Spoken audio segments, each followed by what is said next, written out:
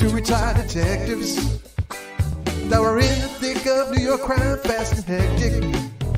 They got some stories and some jokes, even an interview with the most popular folks. Off the cuff, one episode just ain't enough. Get a little laughter and an interview too. It's maybe the best thing you can do.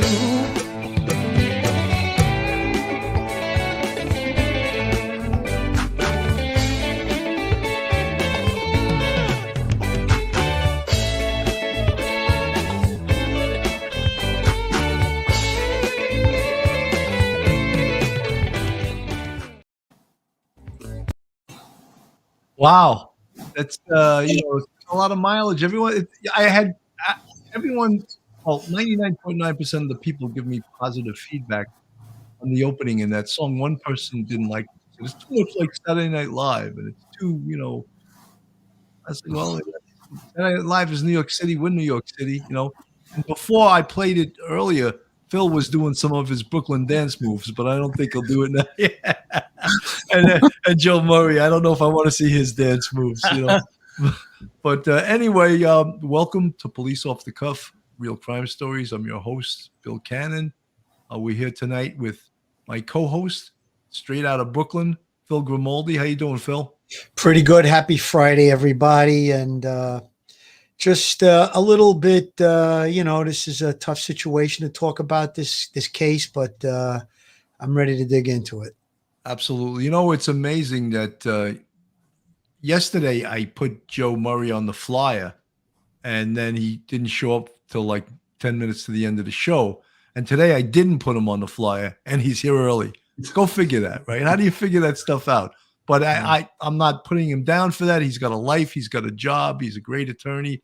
And sometimes things happen, and he gets held over with a client. And that's what happened yesterday. And anyway, no excuses. Today was another beautiful day, 75 degrees up here in Westchester County, New York. I assume Brooklyn was the same thing, and Queens and the rest of the city, but it was a beautiful day.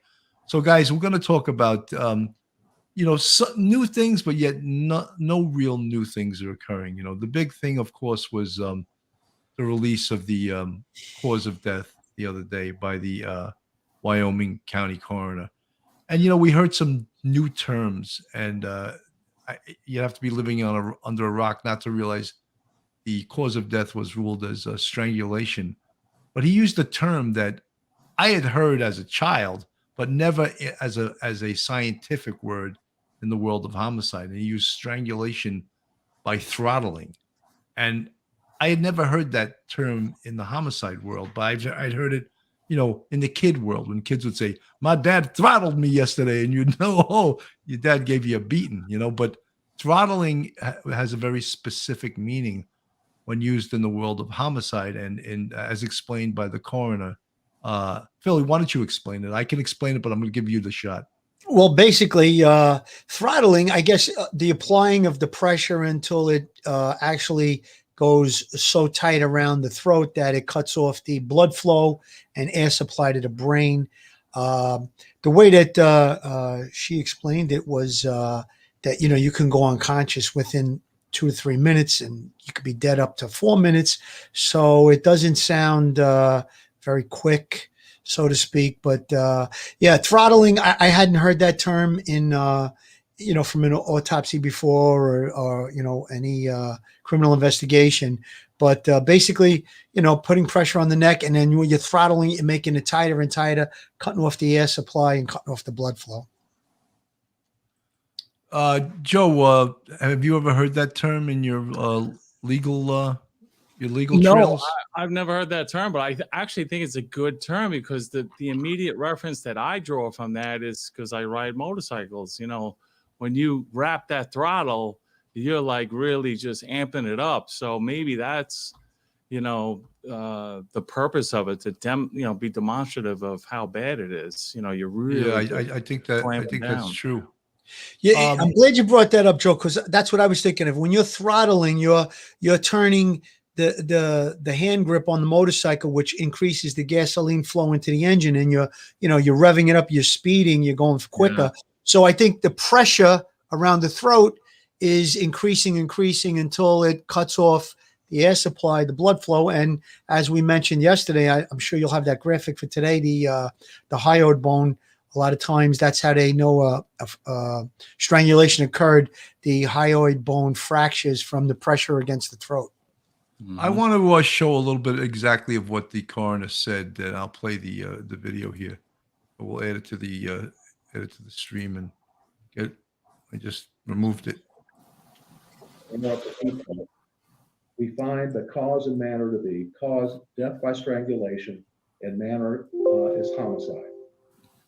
By Wyoming state statute, only the cause and manner of death are released. Their autopsy findings and photographs and that sort of material is not released by state statute. And I'll be glad to entertain some questions at this time. So that was his statement. There'd been some questions later on in regards to things that he absolutely did not want to answer. And we spoke about that yesterday, that I believe John Walsh says, "Oh, do you think that Brian Laundrie can be charged now that we know it's a homicide? We know the cause of death, blah, blah, blah." And he clearly said that he wasn't going to answer any questions in regards to the legal end of it, which is the work of the investigators and the purview of the investigators, put it that way. Yeah, I think that, listen, John Walsh has done a lot of good things over the years. He's responsible for America's Most Wanted, which was on the air for many years.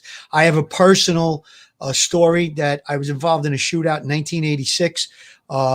One of the perps shot out the window of our car. We shot back. I shot one guy. He was captured. The guy got away. And 2 years later, the guy had gone from New York to Baltimore, Maryland. He was involved in a 6 people murdered, a Jamaican drug posse. So the guy was wanted in Baltimore, Maryland. They showed the case on America's Most Wanted on a Saturday night. I happened to be in the office watching TV, and I was in the robbery squad at the time in the robbery identification program in the 7-0. Anyways, it came up on TV. The next night, they captured a guy in Crown Heights in Brooklyn. He had gone from Brooklyn to Baltimore. He was on the run from us from the shooting. He was in Baltimore, committed the 6 murders, came back. So John Walsh, listen, I know that he's coming off a little crazy these days. That question was way off base. A coroner has no clue as to who the actual perpetrator is. The coroner can only examine the body and give information relative to evidence that's found due to cause of death, any DNA evidence that's captured from the body, bodily fluids, things like that. So the question, I think he was a little dramatic. I know, Joe, you're not crazy about John, and he's I think he's more of he became more of a celebrity as opposed to a crime fighter, let's say. But the show did capture a lot of people, put a lot of people behind bars. Specifically in my case, I was grateful for that. But that question was completely out of the purview of the person conducting the autopsy. Absolutely. Lori C., thank you so much for the $5 super chat. And I'm glad you love our intro and this channel too. Thank you so much for the love. We appreciate it. Joe, I know you're dying to talk about this. And one of the things that we brought up yesterday, the results of the autopsy obviously is homicide, which is the manner of death, cause of death being strangulation by throttling. We can examine that also. Some people can say, and many will get this from a scientific point of view, that strangulation is a very personal type of way to kill somebody. You're up close and personal. Usually it's done to someone that you know, if you go deeply into the psychology of the killer. But other ways, stabbing is also listed as a very personal way to kill someone, because you got to be, again, up close and personal. What do you think of the cause of death being strangulation and analyzing the personalness of that? Yeah, you're right on point. Both strangulation and stabbing, that's up close and personal. And, you really have to have the ability to do that, because it's bad enough to kill someone and shoot someone, but when it actually takes you some time to do it, and you have to continue applying the pressure. There's time to think. There's time to change your mind, to realize what you're doing. So to me, it just shows the evil mind of the person doing it, because you're actually, in a strangulation, you are choking the last breath out of them, and you're watching life leave their body. So to me, it takes somebody really extraordinary and evil to do something like that. I mean, anyone can pull a trigger, but that, to me, like you said, that's so significant that person has to be, very much impassioned to accomplish that act, because they're undeterred at all by what they see, and it's a horrible death. Folks in the chat, we're not talking that this was ever a stabbing. We're just talking about things that are listed as personal ways of killing someone. And this death was ruled a homicide by strangulation. No one said anything about stabbing. We're just saying that when we speak about up close and personal ways, one of them is strangulation and one of them is stabbing as causes of death. I don't want to confuse anyone with that. The other thing I wanted to touch upon, and I know, Phil, you touched upon it the other night, Brian Laundrie had at some point flown back to Florida. And I don't know the exact time frame, exact amount of days. At some point he came back. No one has asked, where was Gabby during that time? And what could something have occurred during that time that maybe caused this rage in Brian, and that he may have found out about something? Maybe she was with someone else, and I'm just conjecturing on that. We have no facts, but I want the investigators probably know where she was during that time. We don't know that, and no one's reported on that. Phil, thoughts? Well, yeah, I brought that up the other day. There was a period of time of 5 days when Brian flew back from Wyoming back to Florida, and then he allegedly went home to clear out a storage shed. I don't know, a container, one of them storage units. I don't know. That didn't sound very logical to me. I mean, right in the middle of his trip, he decides to go home and clear out a storage unit. So again, 5 days before he went back, he left 5 days before he returned back. Where was Gabby in that time period? Who was she in contact with? What did she do in that time period? Did she remain in one spot? Did she stay in the van? Was she at a hotel? Did she meet up with other people? That's a question I'd like to know, because I think it plays right into what you said, Bill. Maybe something occurred in that 5 day period that could have, lured him back. Maybe he left, said, they had a fight. I'm going home, and he went back to Florida. And then he has second thoughts. He starts contacting her. Maybe there's people in the background on the phone or something. I don't know, but he did return. He hooked up with her again. I believe the period was around the 17th to the 22nd, if I'm not mistaken. Might even be the 23rd, maybe the 18th to the 23rd, but it was about 5 days in August. It was a few days. He returned a few days before she's last seen alive on the 27th, which is in that restaurant. And I think it's called the something Piglet, and where they had the argument. So yeah, there's 5 days unaccounted for by where Gabby's movements are, what she's doing, as well as him. I mean, they said he was cleaning out a storage unit. So I think that's critical to find out what occurred, maybe through text messaging, cell phone. Phil, let me just stop you for 1 second. 100% of homicide investigation is what you're referring to. It's called victimology. You have to study every single aspect of the victim. And there's a 5 day period where we don't know what the victim was doing. The investigators 100% have to find out what was going on in those 5 days. And I think it's important because you have the public display of mutual combatants on the 12th. There's the period of time that they're separated. So they're separated till the 13th, I guess. They must reunite on the 13th. And then he leaves around 4 days later or 5 days later to Florida. He returns after 5 days. And then when he returns, there's a 2 or 3 day period. And then there's that argument that's a public argument on the 27th in that restaurant. So you have from the 12th to the 27th, there was actions that took place. And that's what I think we need to fill in that blank right there. That may tell us a lot about what was going on. I mean, it's clear to see from what we know, the 12th, we have the 27th, there were 2 domestic violence type arguments. And we do have a pretty good idea of their relationship before they even went on the trip from some friends that have been interviewed. He was showing possessive and manipulative behavior, hiding her driver's license so she wouldn't go out with her friends to a bar. So those are some of the things that I think definitely need to be looked at. Absolutely. Mario Connell, thank you for the $5 super chat. And this is a question for you, Joe Murray. If Brian Laundrie will be found alive and ever get convicted, could he face the death penalty? Yeah, well, if he's convicted of the federal, if he's charged with murder and he's convicted of a federal murder, yeah, there is a federal death penalty. I think I would believe Wyoming. Well, actually, it's Utah, right? So I'm not positive about. No, it's Wyoming. I think Wyoming. They do have the death penalty in Wyoming.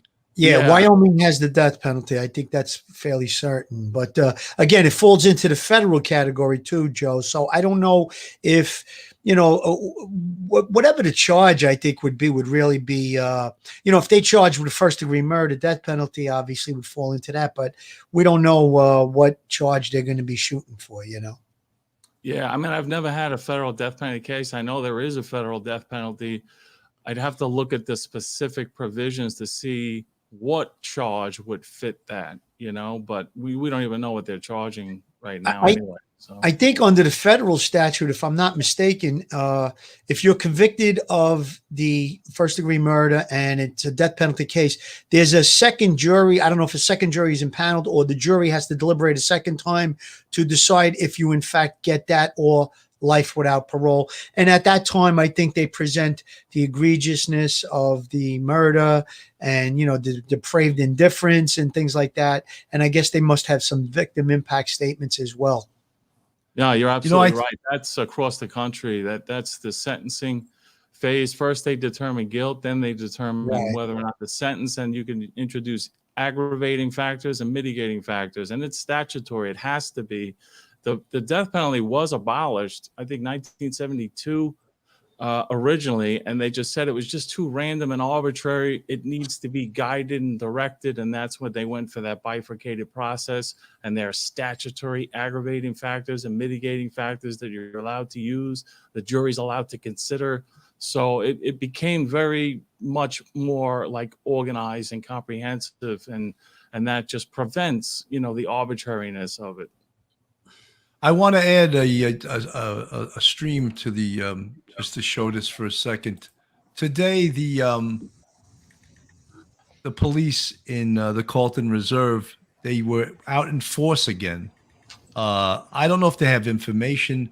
One of the things that potentially they could have gotten some information from drone footage, and they may have seen something. So they actually went out in force again, and they searched a very specific area. I wouldn't imagine that you would use this amount of manpower and resources unless you had very specific information. However, I mean, there's a lot of folks that that feel that, he's not around anymore, and maybe he's never been to the Carlton Reserve. But we don't have the police insider information to say that. However, he's been gone for a long time now. Could he be surviving in this reserve? I don't know. Many people, I've heard from one insider, I won't tell you who he is, but he said that he definitely feels that Brian Laundrie has help, and he believes the help is his parents have been helping him or helped him disappear. So are they in communication with him? Is his attorney in communication with him? These are some of the things that we need to question. It's just some of the things that everyone that's been following this case obviously is concerned about, because one of the biggest questions is, can the parents be charged? You know, and first we want to get Brian Laundrie, and then we'll worry about the parents. But that's something maybe you can answer, Joe. Yeah, If sure. he's go ahead, you answer that. Yeah, I mean, everybody's looking for a bright line rule or bright line test on whether or not they could be charged. It's really a complex question because we don't really know the facts. And if in fact, you know, first I have to apologize to Philly. I have to apologize to your wife because I get obsessed thinking about cases, and I go back and forth. I'm texting you at 1 a.m. my rants about this case. She must be like, who the hell is this? No, listen, I'm a night owl. That's fine. My wife goes to bed on the early side. I'm a night owl. So no, that's fine. Anytime. So bad, but I get so hooked into this, but I think about a lot of these issues, and I think about, you know, what's the matter for you? So for those that are listening, we have a picture of Joe Murray looking baffled with his hands in front of him, like he's saying, "What's the matter for you?" Are you kidding me? I can just hear him. Are you kidding me? We gotta take these guys. So, but no, there's so many great issues in this case. I love it, and it's actually helping me because I have to like research a little bit to just fine tune it, but. You have to think about the way they could be charged. Now, we have accessory liability. It could be accessory before the fact, after the fact, part of the crime, aiding and abetting. All of those things don't really matter if he's been charged yet. I mean, if you help someone kill someone, you know, it doesn't matter that he hasn't been charged yet. That's a crime. Criminal facilitation is a crime, you know, so aiding and abetting is a crime. But what I think people are talking about is now after the fact, because nobody has any facts about whether or not they contributed or helped in any way. Although it's possible, you know, that the close relationship they have, Ma, oh my God, she's dead. She's here. What do I do? You know, oh, I'll call a lawyer. We don't know the facts, but there are hypothetical scenarios that could tie into this. The real issue, I think, is once he's been charged, are they now helping him, aiding him, shielding him from detection, which they could be charged with? I personally don't see it happening. I don't feel that, you know, they would expose themselves to something like that. I think they love their son and they want to help their son, but just the facts that we know, and I'm talking about what we know. A lot of people have other facts they're basing it on, but the facts we know is that he was home.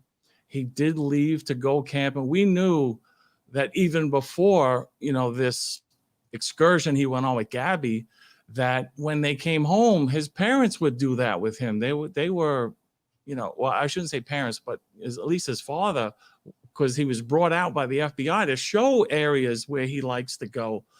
We know that this is the culture of the family. And yeah, but Joe, my opinion of that was a total smokescreen. That was totally put in motion by his attorney.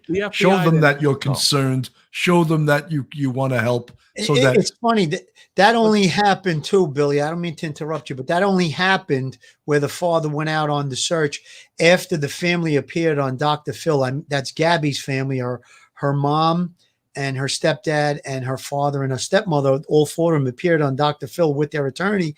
And they called out the Laundries. They said, you know, what have you done since you've reported your son missing? You've done nothing, zero. Where we reported our daughter missing and haven't stopped 24 hours a day, 7 days a week, you know, getting in front of cameras, going on searches, all those different things. The very next day, after that appears on national television, sure enough, Brian's dad goes with the FBI to go, you know, point out locations that they had been camping before. Now, one quick thing about the search that's taken place today. The search had been full blown, then it was scaled back. Now it looks like they went looking for specific places in the Carlton Reserve.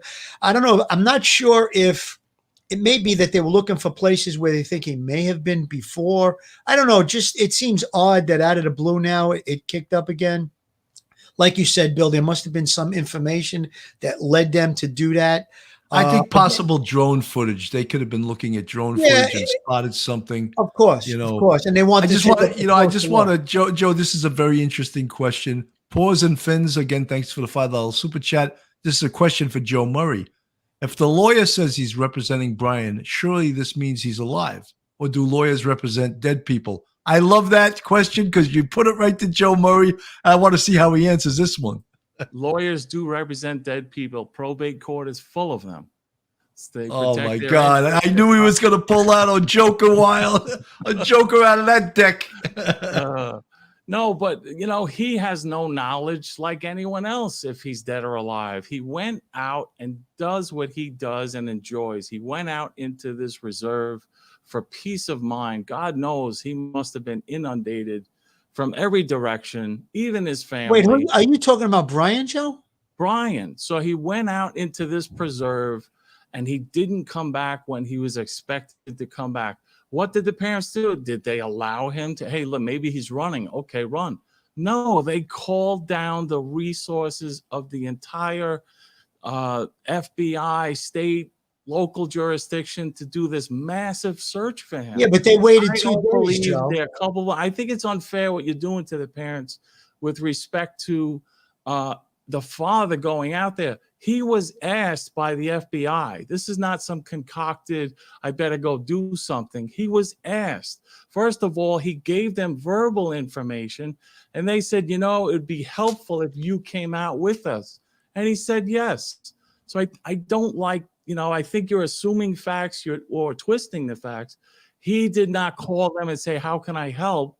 He was called by the FBI to provide this information. Yeah, but that could also make him culpable because he made statements, and then if he points out locations and they can prove that he was never in those locations, they catch him in a lie. He could be putting himself in a trick bag for a charge down the road. You're but also, absolutely right. The family lied to the FBI. They initially said that it was a Tuesday that he went out and he didn't return, and they went and got the car on a Thursday, and then the car was seen on a Wednesday, which was one day after. It was back at the house, and then they retracted their statement and said, well, it might have been on the Wednesday. So they gave him a 2-day head start from the last time he was seen, Joe. I mean, look. That's really not a material fact. I mean, you make a mistake. Was it Tuesday or Wednesday that and then they corrected it. So I don't see that. Yeah, but Joe, that they were given that information when they were reporting him missing, let's say on Friday. They were reporting him missing. And then, the car, well, we went and got the car yesterday. No, you got it on Wednesday. And they were only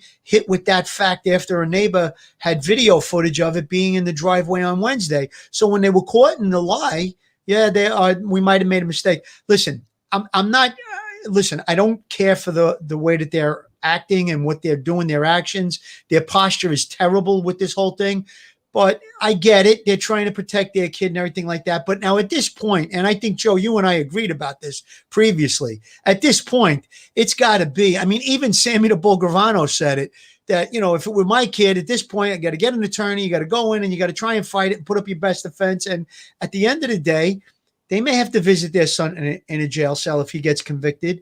I don't see the death penalty in this case. I just don't. I've seen, much more severe cases and they don't get the death penalty. I mean, look at the Boston bombers. The death penalty was in, it was out. They're still fighting that right now. So I don't see the death penalty in this case. So at worst, they're going to visit their son in jail. The Petitos are never going to have anything more than a gravesite to visit, Joe, Sandy V, thanks. I got to bring this up.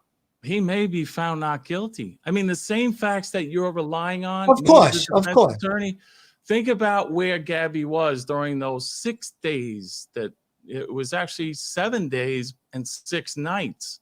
Where she was, and if she was with someone, and I don't even mean intimately, but just with someone, and now they find DNA from that person on her body. I mean, think about what that creates. I mean, your circumstantial evidence is strong. It's very strong.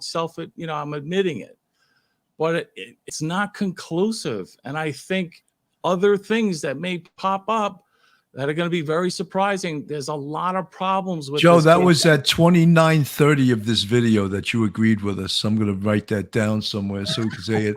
At 29:30, defense How attorney many Joe Murray seconds? said that this circumstantial evidence in this case is very, very strong. Sandy V, thank you for the $10 super chat.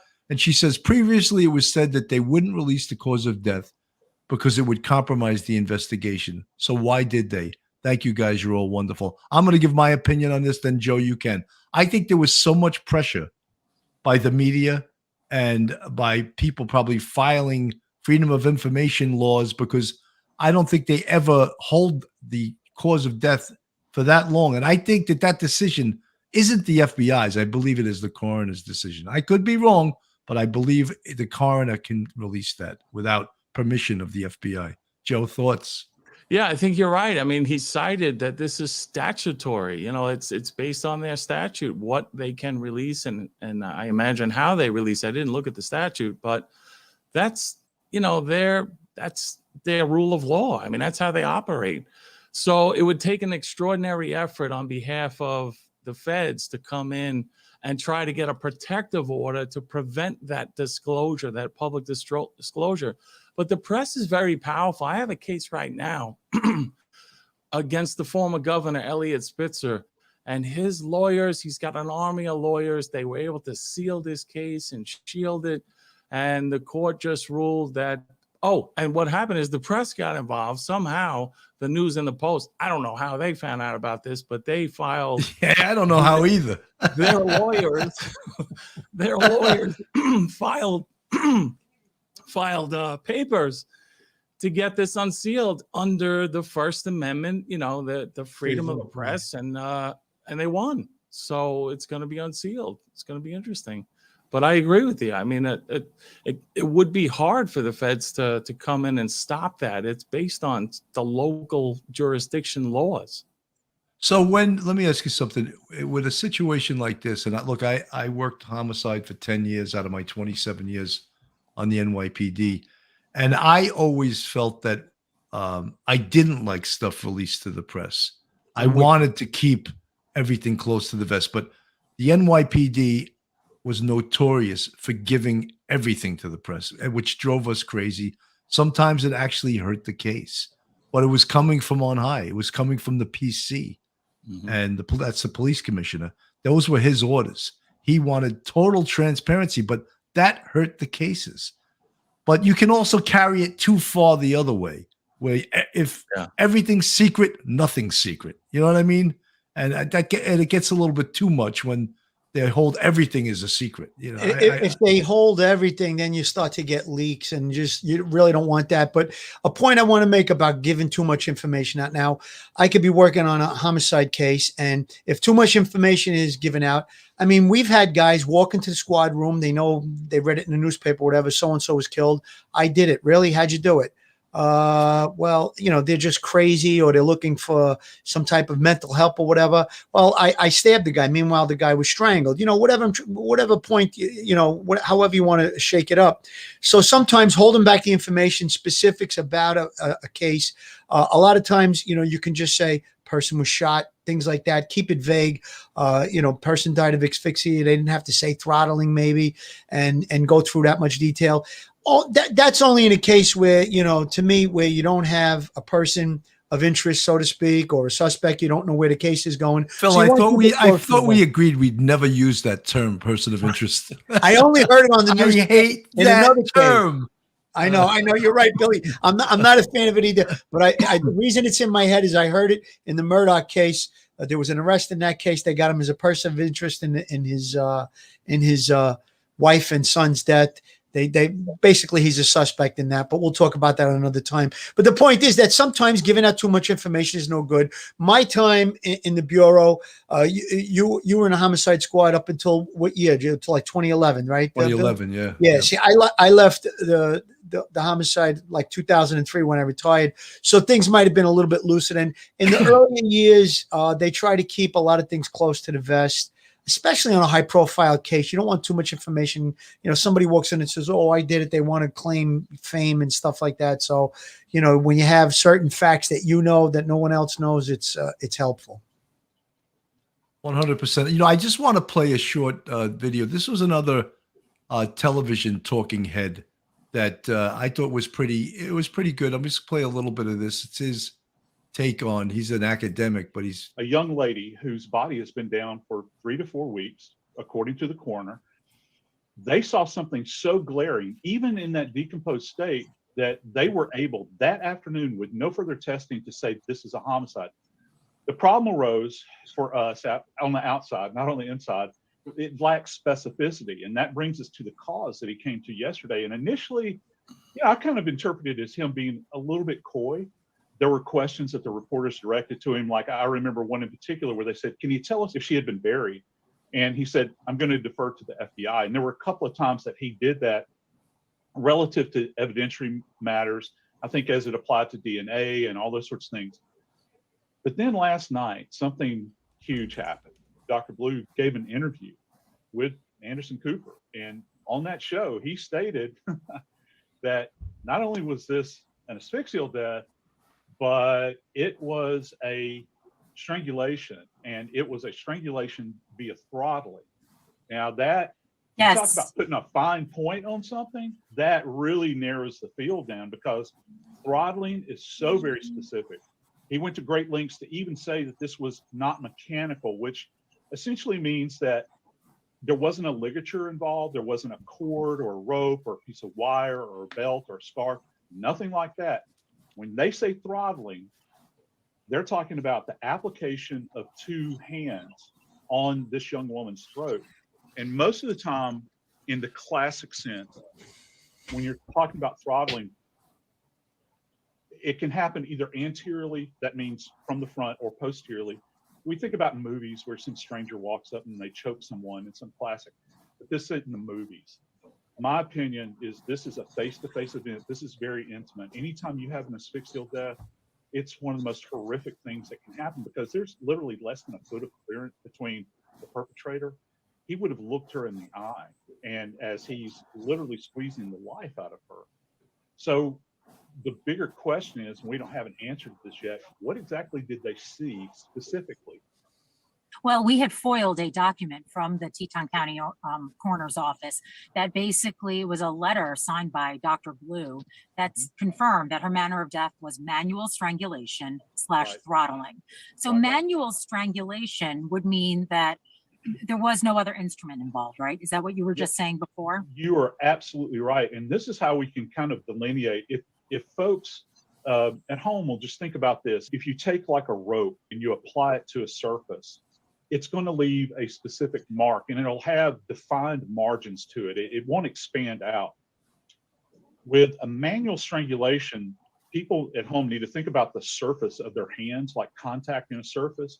You're applying pressure over a large area. So I have seen cases, I can't speak to this one particularly, but I've seen cases involving throttling where you'll have widespread and diffuse hemorrhage throughout the musculature. And sometimes you'll see it externally, but let's remember, Gabby's been down for a while, so I don't know if they could see that. But when they were able to do a deep examination and autopsy, they very well may have seen into the musculature little focal areas of hemorrhage that were broad ranging. And there's something else that comes into play here. It's not just the hemorrhage that we're looking for at autopsy. We have our trachea right in the center of our throat, which is classically, for lack of better terms, where a windpipe passes through. It's cartilaginous. It's kind of like, our septum in our nose. Mm-hmm. That can actually fracture as well. And when you apply pressure to it. So we look for that. And also the infamous hyoid bone. Everybody wants to know about the hyoid, and it's located way, way up. Many times with manual strangulation, you'll see a fracture in the hyoid. And keep in mind, it is rare, I mean, very rare, that this bone, the hyoid, gets fractured when manual strangulation is not involved. You don't see it most of the time in hangings. You don't see it just as like an accidental event. I've seen one that was accidental. It just doesn't happen. Most of the time, it's direct application of pressure on this specific area. So it has to be very high. There's a lot of leverage and a lot of direct pressure that's applied to it. So many people have been asking this question, including ourselves. If they were able to identify this as homicide so quickly, what took them so long to come to this autopsy ruling? The coroner has been talking to the authorities. And people say, well, Morgan, obviously he has. Now, what I'm saying is he's communicating with them. And this happens a lot. The authorities were at the autopsy. I can almost guarantee an FBI evidence response team was there. This is, make no mistake about it, this is an FBI case now. They're on the hunt for this guy. The feds are on the hunt. The U.S. Marshals are on the hunt for Mr. Laundrie. They are not going to reveal any further information specific to kind of the causal factors. Feds tend to play things very close to the vest, so they're not going to release a lot of information. I'm surprised that we got what we did, but let me tell you what they did that was kind of cool. One of the statements that Dr. Blue made was the fact that, and this kind of shocked me as well, because people have been kind of casting aspersions because they're so far out and isolated.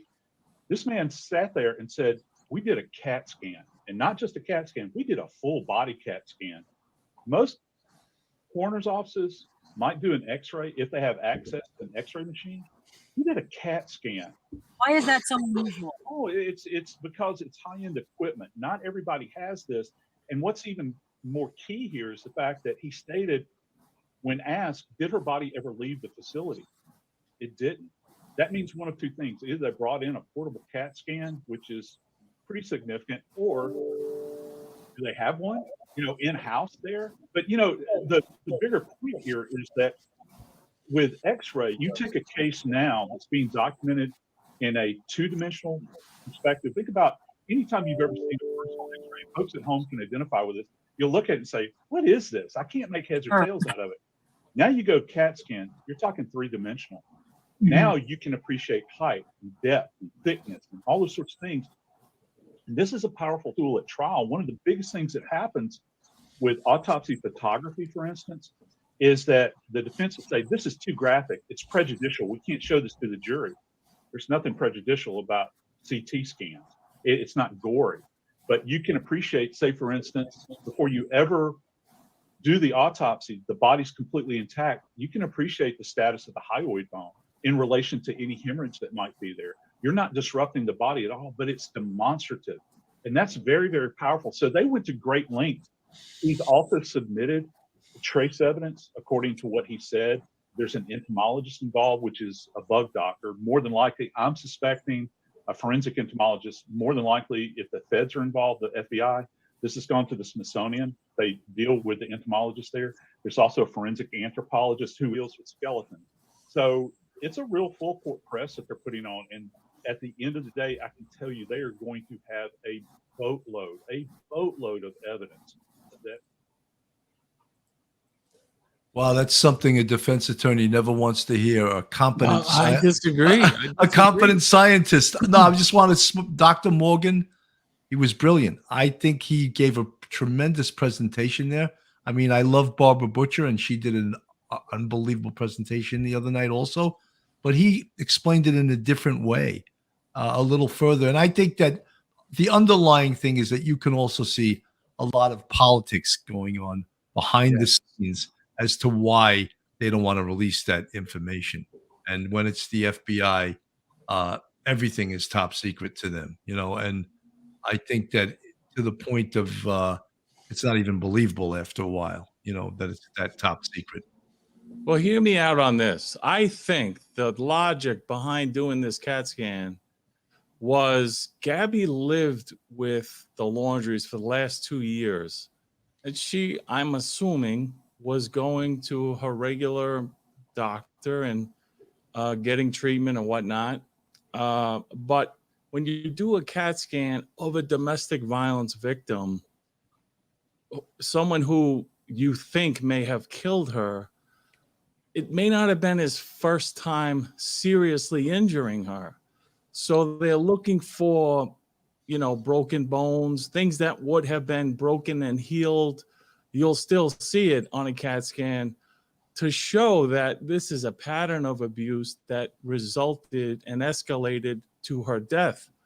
And I think a lot of that was politically motivated because this is such a high profile domestic incident that has been scrutinized by everyone all over the world. And then everyone with their own personal traumatic incidents is chiming in and I think stirring this up. Or it could be true, and I don't know because of information the FBI has and hasn't released. But I think by now doing that CAT scan, and if it shows absolutely nothing, that she was perfectly healthy, there's no, presence of any prior injury that they could use, that's going to hurt them. Again, it's going to hurt them. But Joe, I think that's almost like a checklist. Just like this doctor. Why is he doing interviews? Bad enough he was on air talking about this is an example of domestic violence. How could he say that? How could he say that looking at a body? I mean, you're referring to the coroner. He's referring to Dr. Blue. Right. I don't think that he should have taken a position at all with that, because I don't know if there were other signs, physical signs, scientifically, that they could say there was domestic violence in this case.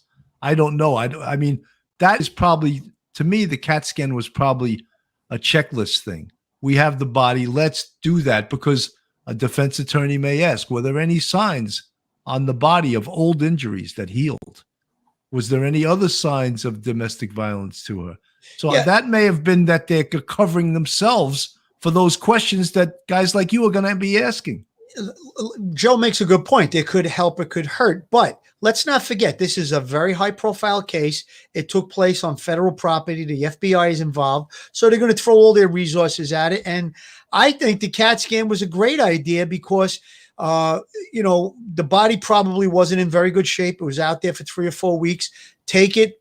It's not going to be disturbed. They'll probably do x-rays and CAT scan before they even touch the body. So therefore, maybe you'll find, broken bones, bullet wound, stab wound, whatever. So I think it was a good idea. And again, Joe, that's a great point. I talked about this yesterday before you came on. That might show previously healed up injuries, broken bones. I would be looking in the rib cage area. I'd be looking at the limbs to see if maybe there was some type of, a defensive wound. She put her arm up and fractured her wrist or her forearm or something to that effect. Or if there was any kind of other injuries that are unaccounted for in her medical records. Because maybe when she was a kid, she fell off a bicycle and broke her leg or something like that. But now she's got these fractured ribs, and the family can say, listen, you can talk to the family doctor. These are the doctors who have been treating her all life. She doesn't have any previous injuries in her rib cage. So they could probably tell about how long, a general 6 months, a year, 5 years, how long that injury was there, and then it healed up. So I think the CAT scan was right in line with what should have been done. I mean, that's my opinion. Phil, I also want to add other things, Joe, just from our perspective, from a pathologist's point of view. There's things that can be considered almost like a checklist. A rape kit. Did you do a rape kit? I'm sure they did, because again, you may ask that as a defense attorney. A pregnancy test. They did that too. Does that really? And again, she's out there in the wilderness. Maybe Brian wasn't there. Maybe somebody came upon her and raped her and killed her. God forbid. I don't want to even think about that. But so those questions could be put out there. And again, they probably did do a rape kit. I would think it would be in their interest to do that. I agree with Bill 100% on that. Yeah. And that's basically, Joe, that's basically a pathologist checklist of things that they need to do, because this is not their first rodeo, as they would say, Right. So, Joe, someone named the Mystery Maven, thank you for the super chat, $4.99. Joe Murray, what are your thoughts about the time of death by the coroner? Because it will be arranged. Would this be an opportunity for a criminal defense attorney?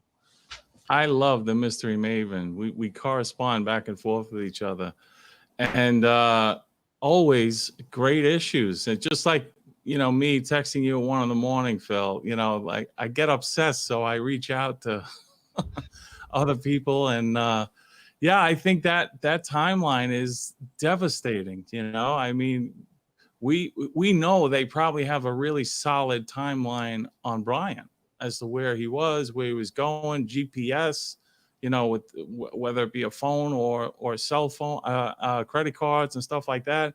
They'll know where he was, and they'll have a pretty good timeline on him. So, that 3 to 4 weeks, does it fall into the time where he was not even there, where he was home and she was out with other people? And, I just think, she met other people and we know that she was there on the 27th. That's, to me, the last fact that we know. but she met other people and she may have been, you know, associating with other people. We need a witness to tie him to the scene and being with her, you know, at that, you know, range of time. We know that he was with her in the Piglet on the 27th, and I think it was during the day, right, Phil? It was like Yeah, it was early evening, I believe. It was early evening. And listen, his cell phone, the cell phone technology is going to place him in that area. You know, I mean, there might be other factors. There might be videos. I mean, they could have stopped at some rest stop or something along the way later on in the night. We don't know what their exact movements were on the 27th. We believe that that may have been the night that she was killed, 27th, going into the 28th, based on the fact that she wasn't heard from. And then there was that text message that went from Gabby's phone to the mom's phone and referred to the grandfather in a odd way that she would never refer to him. So, and then there was another text message where the mom had texted her and the response was no cell service, and he placed him on the other side of the country. I'm saying whoever it was that answered that text message. So the cell phone, Gabby's cell phone was active, I believe, up until the 30th. I think that's a fair statement, because they said that the mom received that message on the 30th and she thought it was odd. I think he mentioned a park out in California. There's no service here.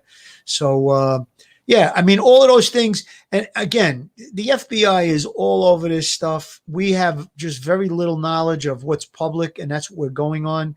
We're going on facts that we know. There's a lot of things that we don't know. And again, we don't know the condition of that body from that autopsy.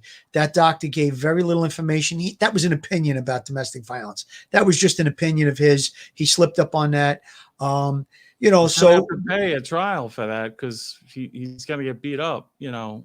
Well, I mean, listen, he might say that based on what I saw in the media, it was my opinion that it was a domestic violence issue because I saw strangulation in the autopsy. So I don't think it's a big deal. I really don't. But he should have buttoned his lip. He doesn't have a lot of experience in, you know, doing press conferences on autopsies. That's, I think, a fair statement as well. Yeah, but I mean, he's gonna have to come in and testify to a degree of medical certainty about his findings, and then when he throws out something like that, okay, was that part of your finding? You're certain about that? You know, I just think it was poor judgment. I'm sure that would be something that you know, a defense attorney might dig down on. I'm sure of that, but I think it's really easily answerable by saying, you know, this was my opinion. I shouldn't have said it or something like that at the time. But, you know, based on all the history that I was watching in the media, what I knew about the case. Because don't forget, Joe, when there's an autopsy, they don't just examine the body. They get information from the police. They get information from the detectives first. Absolutely. So the detectives, I've actually had a hand-delivered DD-5s to the coroner before autopsy, and they want to read, how did you find the body? What condition was it in? What was the reason that the police were called to begin with? Was it a domestic violence? So they take all of that information in. So that might have just been a slip of the tongue. He may be given that information that we believe by the investigators, we believe it could be a domestic violence homicide. So maybe that's where he came up with that. You know, he may even refer to it and say, well, Detective so-and-so said to me that they believed it was a domestic violence homicide. So I don't think that's a big deal. It's not like he lied about evidence or something like that, or he was completely incorrect. He needs to, and I think the judge in the case will probably keep a defense attorney on the rails, sticking to what he's there for. He's there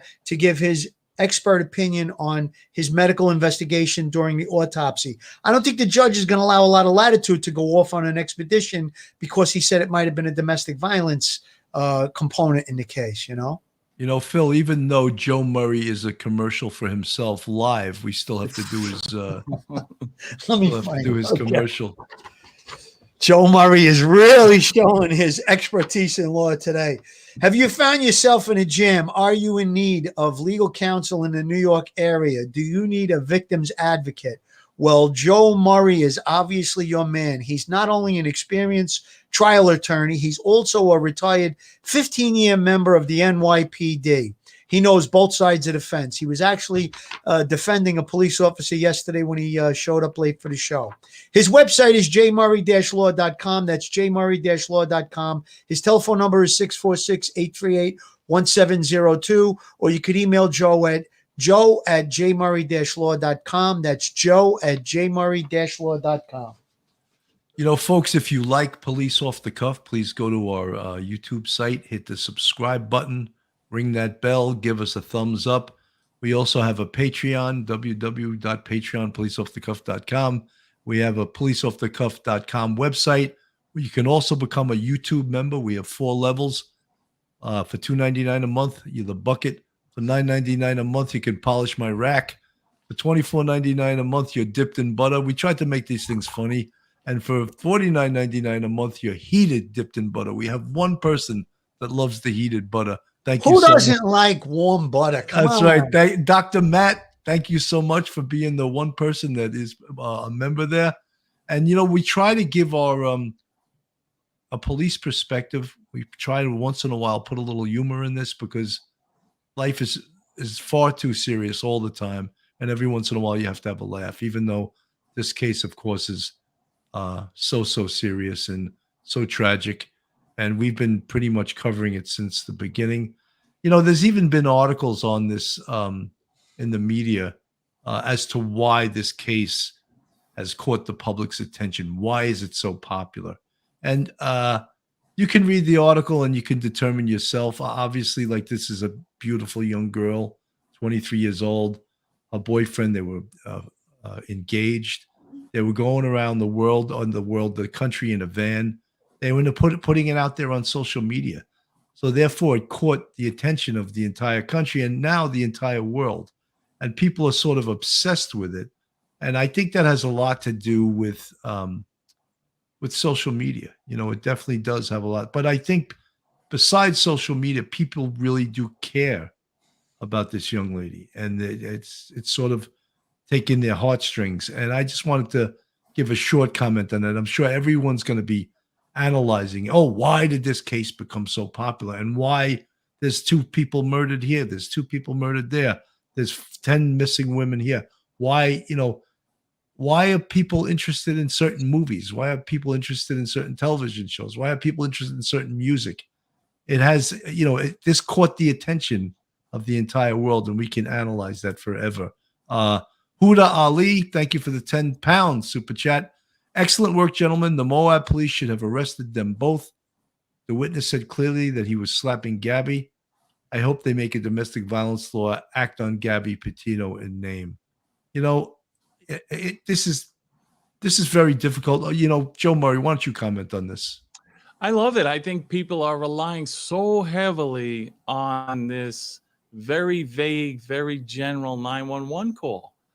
And, you know, I try to point out the obvious facts just looking at it. All it said was the guy was slapping the girl.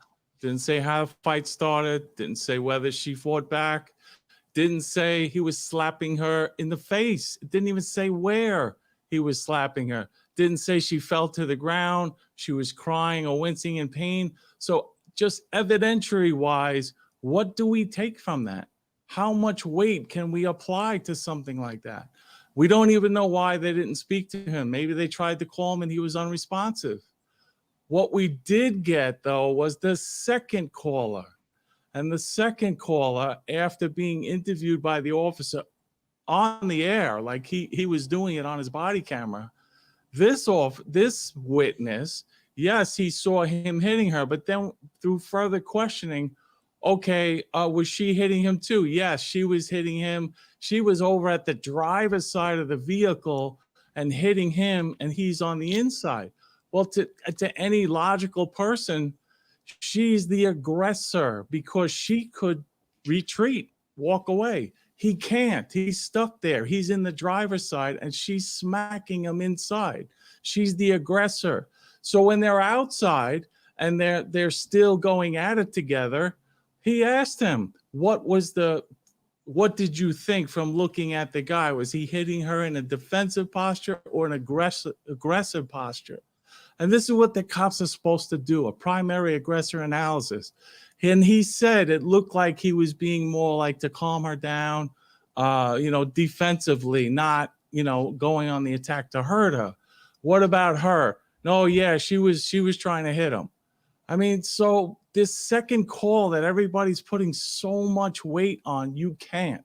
You just can't. I don't know why. Maybe the officers didn't call him, but they really should have. Or maybe they called him and he was unavailable. But for whatever reason, we can't just assume facts. Oh, he was slapping her. First of all, you want to hurt somebody, you're not slapping them. And slapping technically is really considered harassment because you don't cause an injury by slapping, you know? And then if he was causing an injury, you would think he would say, wow, he's smacking this girl. She fell to the ground. What? No, that's not what we hear. So when everyone relies on that call so much and applies such great weight, it's wrong. You really can't from an evidentiary standpoint. You know what, Joe? I think that Gisela Kirsten, who we had on the show the other night from Grizzly Books, she made two fantastic points. I don't think I could say it enough. She said if the officers would have asked Gabby, do you feel safe? Because she was in a domestic situation. She was in a situation where she was later assaulted. And she said that she passed the police officer and he looked at her and she looked at him, but she continued to walk. But had he stopped her and asked, do you feel safe? She would have immediately responded, no, I don't. And things might have gone differently. So again, there's that. And then she also offered, maybe if they would have checked with Gabby and Brian the next day, that may have also led to, again, we don't have a crystal ball. We think that, in our opinions, that the officers did go above and beyond.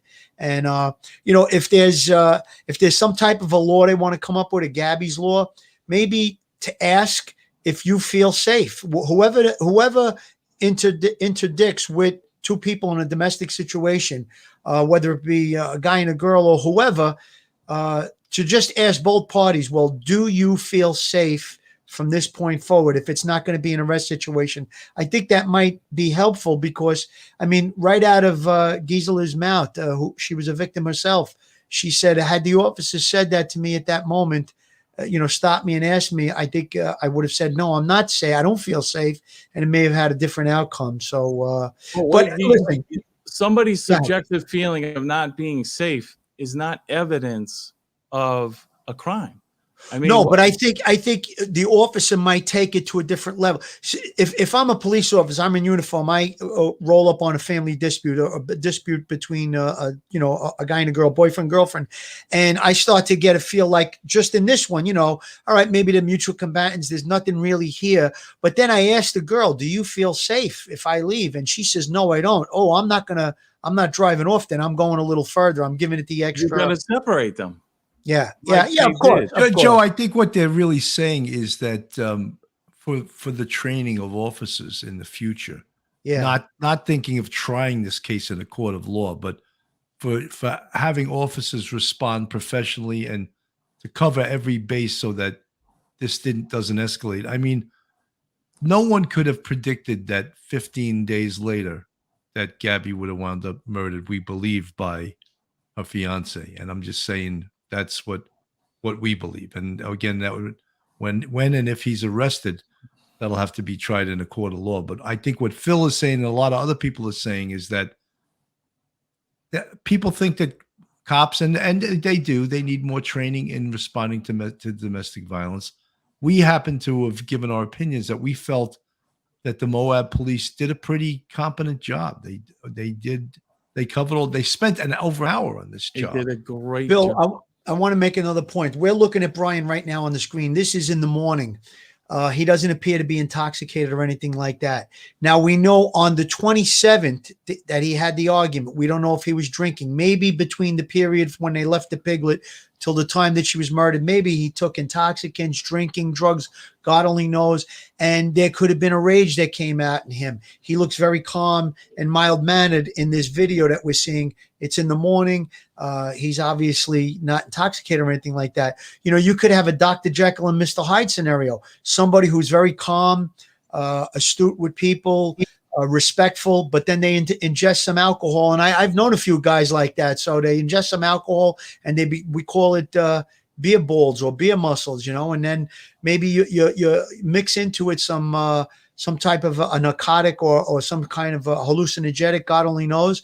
And then you can have somebody that has superhuman strength and commits a murder like that, So again, the autopsy, the toxicology might show that they may have both ingested some type of narcotic. We don't know, So there's a lot to be said here. And look, like Bill was saying, there's always room for training, always room for improvement, especially in the domestic violence, as well as the psychologically, emotionally disturbed person's field when it comes to law enforcement. We could always do better. I mean, they have over the years, developed through police science and through different techniques that have been developed with regard to emotionally disturbed persons and domestic violence cases. We try our best, and you can't knock these guys. I know it's a terrible thing. Gabby wound up dead. It wasn't like she wound up dead 10 minutes later after this video. I mean, if those guys had to do over again, I'm sure that they would love to put him in handcuffs and separate the two of them and maybe even arrest both of them. Who knows what would happen? But again, we may have had the same result even if that happened. Folks, I just want to say that we take domestic violence very, very seriously. Both of us, all three of us, in fact. I was a sergeant most of my career in the NYPD, and believe me, I was trained in it. I knew what to spot. And usually I erred on the side of making an arrest because that was what the NYPD wanted. In this instance, I have said many times, I thought the officers did a pretty good job. But when I had the information about the phone call that he had been slapping her, and a lot of people in the chat and a lot of you domestic violence experts in the chat, you don't like my answer. I probably would have locked both of them up. And because to determine the primary aggressor was a very difficult thing to do. But as a boss, a sergeant, I would have made the decision to arrest both of them. Would that have prevented Gabby's murder? I don't know. I really don't know. Bushwhacker. Hello, gents. Thank you for keeping Gabby in our hearts. May I ask, how is the officer in charge of the vehicle stop? I was truly impressed with his care with no hindsight. I think many people were impressed with and many people, again in the chat, the street is not a court of law. Right. It's not, you cannot hold court in the street. There has to be a decision made and the law applied, and either someone gets arrested or they don't. We're not curing society's ills on the street or holding a court hearing or a trial or anything like that in the street. They spent over an hour on this case, and you folks can criticize us, but I don't know if you ever strapped on a gun and went to these cases. Nope. And unless you have, you can criticize us. I'm not going to tell you what you can and cannot do, but you have to give us and police a break. They're trying to apply the law in the best way they can in a very tense situation. And I'm sorry if you don't think that they did a good job. First day in the police academy, I'll never forget it. First day, the instructor asked, "What do you think the most dangerous situation a police officer could be in?" And there was all kinds of answers. And he said a domestic violence situation. It can accelerate and you could be hurt like that. So, I mean, that was day one. They've labeled it the most volatile situation, the most likely an officer can get hurt. I don't know what the statistics are on it today, but when I was in the police academy in 1982, that's what they told us. That's the number one most volatile situation where an officer can get hurt. So there you have it. Domestic violence, it's not an easy thing to deal with, and every case is different. One last comment about Gabby, about the media attention on Gabby. I think, and I said it before we went on the air, we were discussing it.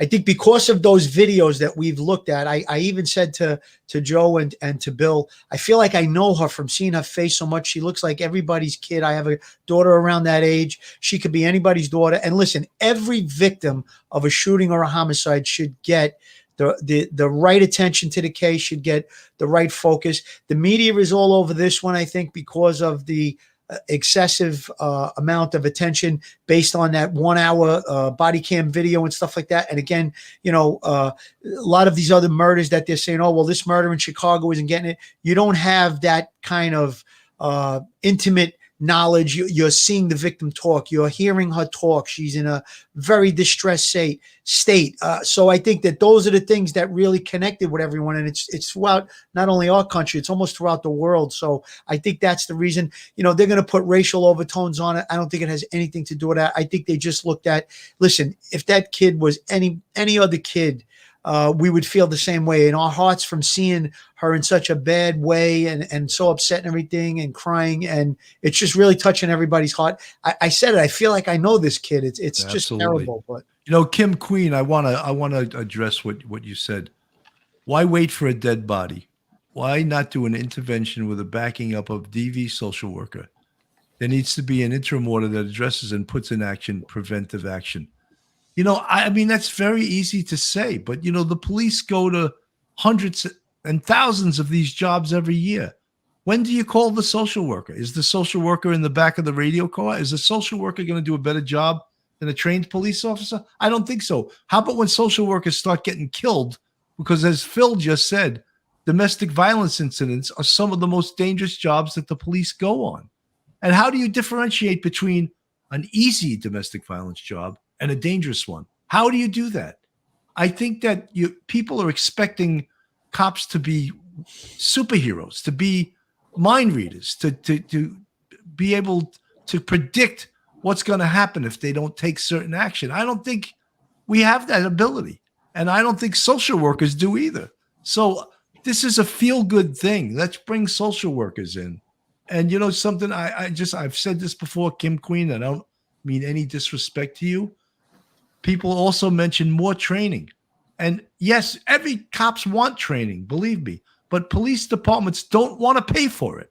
And that's a fact. They're defunding the police now. The last thing they're ever going to do is give them more training. And it's ridiculous. And even politicians will say, oh, they need more training. Then why did you just defund them? So it's a catch-22. And we feel the frustration because we did this job. Myself for 27 years, Phil for 21, and Joe for 15. We did this job. We know the no-win situations we're in many times. You know what, Bill? There actually is a position between people who are involved in domestic violence. That every precinct in New York City has a domestic violence officer. Now, most of the time, there's follow-up when we call it a DV report, a domestic violence report is issued. Police could show up at an apartment. It's just a verbal argument. They do a domestic violence report. It goes to the domestic violence officer. It's reviewed. They check in with both parties, make sure, and they can even recommend counseling and different things like that. I don't know if there's social worker intervention, like you were saying. There's just so many cases. I don't think there's enough social workers to go around in New York City anyhow to respond to all of these cases. But there is a policy in place in the NYPD where they do those follow-ups. And a lot of times, if there's an arrest made, a lot of times that there is counseling. They have a thing called mediation where they send both parties. If they insist on not pressing charges and they want to get back together, they do have mediation and stuff like that. So there are different things in place to follow up with it. Obviously, in a perfect world, the social worker sitting in the back seat with the solution to the problem would be great. It's not always that practical, though. No, yeah, that absolutely would never work. I mean, and that doesn't make sense. You guys all know that most of the majority of domestic incidents end in arrest. They always end in an arrest. There's a must arrest statute. So if there's evidence of a crime, they're arrested. Put the social workers in central booking. We'll deliver them to you. And then you could do your magic there and call the complainant up and, do your stuff there. Why do you need to be out on patrol? I think that's so dangerous. So very costly, dangerous. And it's not going to be helpful. What are you going to do? Start an argument and how to handle the case? I mean, they're the most, as you pointed out, Phil, the most dangerous job we could ever encounter are these domestic violence cases. DV case. You don't need it to be complicated by someone who's not, a tactic savvy. I mean, when you're with your partner, you have a regular way of working and how you cover each other. What are we doing with the social worker now? Well, Joe, like you said, tactic savvy. The first thing they tell you when you go into an apartment with a domestic violence incident is get them the hell out of the kitchen. Yeah. Right. because that's where the knives are. You know what I mean? Dangerous Would a zone. social worker know that, or would the social worker be, "Oh, you're sharpening your knives. How nice," you know? The other thing they always told you, when you separate them, you want to face your partner. So you want to have the person you're talking to's back is facing the people on the other side. You don't want them. You don't want your back to your partner. Now your partner could be being assaulted and you're not observing it. You know, Yep. or And someone's Phil, about to assault your partner. how many times do you say the husband is the aggressor? You go to grab him, and the wife jumps on your back. Happened to me? Yep, Happened because to me. now, so those are dangerous situations. Bushwhacker, thanks again for the $8.99 super chat. Thank you, guys. What support is the officer receiving after dealing with such an outcome when I thought he did all he could to do the rule of care law? That's part of police work. That's why I've said on numerous occasions, we all have a touch of PTSD.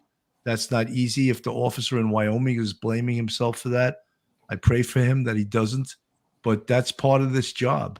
And they always use that term, we're cops, we have thicker skin. But you really don't. That's why cops commit suicide at a rate higher than almost any other profession there is. You know, guys, we're at an hour and 15 minutes. So even though I love this and we could talk forever on this, it's you know, I think there's going to be more things occurring on this case, more interesting dialogue we can have. And, you know, just folks that are listening, we care about these people. We really do. And we work domestic violence cases. And believe me, we sometimes, because you're a male, you get blamed. Oh, you're not sensitive to domestic violence. Yes, we are. And we all know a great deal about it. And we've seen cops, you know, respond to these situations. And if you think the cops in Wyoming weren't professional, I got news for you. They were. They were very professional. Maybe you didn't get the outcome that you wanted. And look, no one could have predicted the tragedy that was going to happen 15, 16 days later. And if you blame it on those cops, I think you're wrong. Phil Grimaldi, last words. Last words. I just want to see Brian Laundrie arrested for the outstanding charges. Let's see what the evidence that they've gathered over the past several weeks, if it points to him. I'm sure he'll be charged with murder. And then we'll go to trial stage and, you know, the evidentiary stages of the case. You know, I just hope and pray that the Petito family is holding it together. I'm sure that they're mourning and grieving for the loss of their beautiful daughter. This case has captured everyone's heart across America, across the world. I mean, we have people in the chat from all over the world. So again, I stated before what I think. Every victim should have an advocate, and every victim usually does have the police to fight for them. This case is getting a much wider spread from the FBI because of the location where it happened, and it's a high-profile case. So let's hope that we have a speedy capture of Brian, and let the chips fall where they're going to fall. And we have a great defense attorney here, Joe Murray, that's given his opinion. You know, we call this spitballing when we would be in the squad working on a case. Now, we don't have everything in front of us that the detectives that are working on this case have, but that's what we would actually do. We would throw out different theories and say reasons why we believe it. Somebody would come up with a differing opinion, say that the reason they don't, and then you kind of put it all together and you go with your best. You know, you go in the best direction that you think is where the evidence is leading you. Joe, before I go to your last words, I just want to read Daisy's statement because I'm very sensitive to this. I get very agitated because as a DV survivor, cops always believed the man and did the jokes, lighthearted combo with husband while I was drilled and condescended to. That's why video is triggering. Daisy, I'm sorry that happened to you. But I never responded to DV jobs like that because I was the boss and the last word went with me. And I listened to both sides of the story. And if necessary, I locked up both parties. But believe me, I did a thorough investigation. And I'm sorry that was your experience. Joe, I never liked bullies, Bill, and anybody that's going to be hitting a woman that's, you know, smaller than them or whatever. That to me, that's a bully. And I gave everybody fair shakes, but I don't like bullies. So that's terrible that it happened to that poor girl. Yeah, Joe, last words. You know, I got stifled a little bit on the show. You know, just a little bit. So I want to just reaffirm a couple of points. I think the parents are getting a raw deal. You're assuming facts that we don't have, and you're beating the hell out of them. Not just you guys. I think everyone, the public, the chat, everybody. They're beating the hell out of these parents, assuming they're guilty. And I think a lot of that is the frustration of not knowing facts. So you think the worst. And that's unfortunate. And also here, yes, I want everybody to think of that meter, right? Think of the needle on the meter. He's presumed innocent. Okay, now we're looking at some of the facts. We're looking and we're seeing circumstantially. You have to now think, and that's the job of the defense attorney. Is there any other possible scenario that could raise the possibility of someone else doing it? And that's what you have to do. And when you can rule that out, then you have guilt beyond a reasonable doubt. And I just want to leave you with this. 7 days, not full days, but the flight out and the flight back, 7 days and 6 nights from the 17th to the 23rd. I'm not going to assume anything other than she was not sitting in the van alone. Okay. And she was interacting with people, maybe met people. Maybe after that incident on the 27th, they separated because that's what Brian does. And she hooked up with some other friends who were at this location, and some tragedy befell her. I don't know what it is, but I'm saying if I'm at trial with this and I can present a theory that's logical and makes sense based on the facts we know, you cannot find that person guilty beyond a reasonable doubt. You may want to, you may think he's guilty. I even think he's guilty, but not enough to satisfy that meter heading into the red zone, guilty beyond a reasonable doubt. And you got to try to think like that. We could all spitball and talk about, because it happened to me, it happened to her. It may not have. There may be somebody out there who murdered her, who's going to go undetected because of the mob mentality honing in on him. So I just want to leave you at that. Keep an open mind. It's not going to change anything. It's not going to affect the case, but just look at that meter and see what facts are pointing towards guilt. And maybe, there's a problem here. If that were the case, he should come forward and tell us what really happened then. But I don't think he's going I think you're right. But I don't listen. You'd put every lawyer out of business in the world if everyone came in and talked to the police. It never happened. It's just not going to happen. Yeah, but guys, when I give you your last words, I don't mean I don't mean a soliloquy. All right, I just mean your last words. That's why, Bill, I was holding on. Yeah, we're at an hour and 22 minutes. I think we got to sign off. This has been Bill Cannon from Police Off the Cuff Real Crime Stories with my co-host Phil Grimaldi and our frequent special guest. You either love him or you hate him. We happen to love him, Joe Murray. Thank you guys for being on the show. We're going to say goodnight to everybody. Stay safe, everyone. Good night. One episode just ain't enough.